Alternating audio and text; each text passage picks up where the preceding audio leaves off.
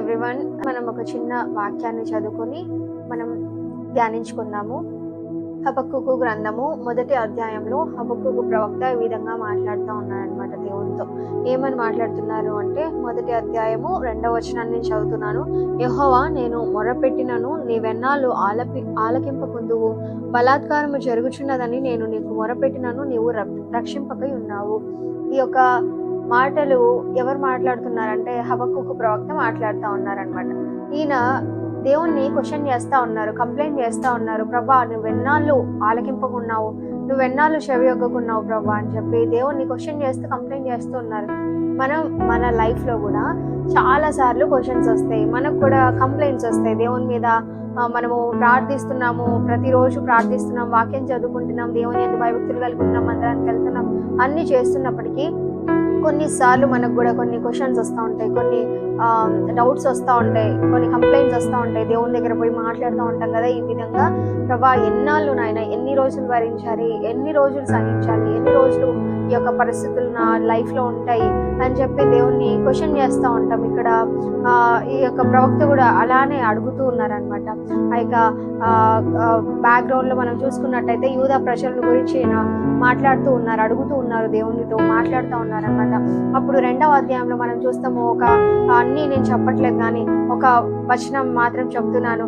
అందులో ఏమంటారంటే నీతిమంతుడు విశ్వాసం మూలంగా జీవిస్తాడు అనే మాటను మనం చూస్తాం. ఈ యొక్క నీతిమంతులు ఎలా జీవిస్తారంటే విశ్వాసం మూలంగా జీవిస్తారు.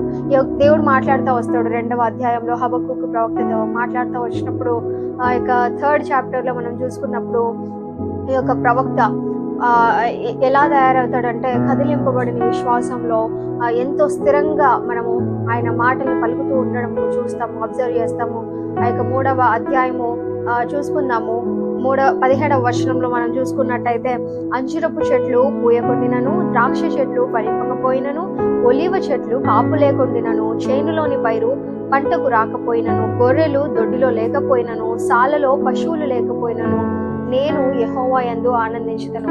అంటే మనము ఈ విధంగానే ఉండాలి. మీకు అర్థమైందని అనుకుంటున్నాను. మన లైఫ్లో ఏమున్నా కూడా, ఏమి లేకపోయినా కూడా, ఏమి లేకపోయినా, ఫలింపు లేకపోయినా, అభివృద్ధి లేకపోయినా, మన జీవితంలో కార్యాలు జరగకపోయినా, మన జీవితాల్లో ఏమున్నా లేకపోయినా కూడా మనం ఏం చేయాలంట?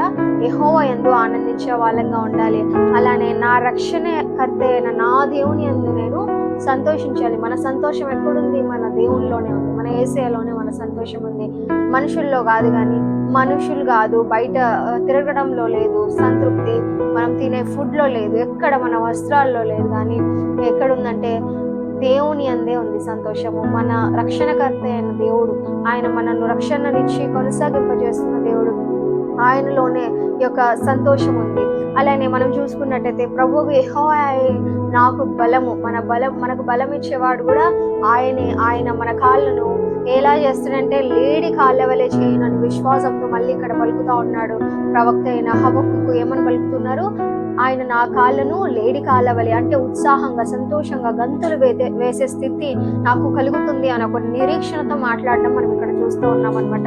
ఉన్నత స్థలముల మీద ఆయన నన్ను నడవచేయను, అంటే అసాధ్యమైంది కూడా సాధ్యము చేయగలిగిన సమర్థుడై ఉన్నాడు అని నమ్ముతా ఉన్నారు. మనం కూడా అలా మన లైఫ్లో పలికే వారంగా ఉండాలి.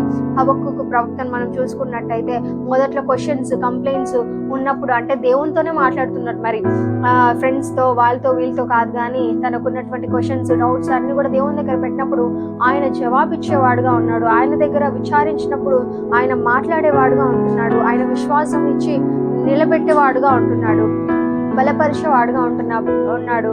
అప్పుడు ఆయన స్థిరంగా నిలబడి కదిలింపబడిన విశ్వాసంతో ఆ యొక్క వేదనకరమైన పరిస్థితులైనా, ఎంతో క్షోభ కలిగించే పరిస్థితులైనప్పటికీ, అలాంటి పరిస్థితుల్లో కూడా ఇక్కడ భక్తుడు ఎలా ఉంటున్నాడంటే, ఆ యొక్క ప్రవక్త చెప్తున్నాడు, ఆనందించే స్థితిలోనికి మరలా దేవుడు తిరిగి విజయాన్ని, ఆనందాన్ని, సంతోషాన్ని కలిగించే పరిస్థితులు ఆయన దయచేస్తాడు అని నమ్ముతున్నాడు. అలానే ఆయన ఏమి ఇచ్చినా, ఏమి ఇవ్వకపోయినా, ఏం ఏమున్నా లేకపోయినా నేను దేవుని యందే ఆనందిస్తాను అని చెప్తున్నాడు. మన లైఫ్లో మనం విశ్వాసం కలిగి ఉండాలి. ఫస్ట్ ఆఫ్ ఆల్ ప్రార్థించే వారంగా ఉండాలి, దేవునితో విచారించే వారంగా ఉండాలి. ఆయన ఎందు విశ్వాసం కలిగిన వారంగా, కదిలింపబడిన విశ్వాసంలో మనము జీవించాలి.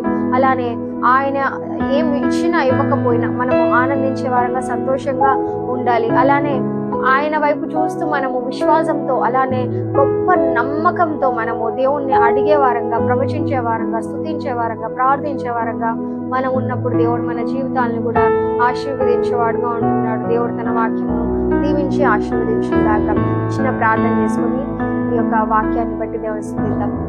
పరిశుద్ర సర్వోన్నతుడ కృప కలిగిన దేవా యేసయ్యా, ఈ యొక్క వాక్యాన్ని మేము ధ్యానించడానికి ఇచ్చిన కృపను బట్టి నీకే స్తోత్రాలు, వందనాలు చెల్లిస్తున్నాం. మేము కూడా ప్రభా నాయన నిరీక్షణ కలిగిన జీవితాన్ని మాకు అనుగ్రహించండి ప్రభా. మేము కూడా ప్రభా నాయన నీకు లోబడి జీవించే కృపనివ్వండి ప్రభా.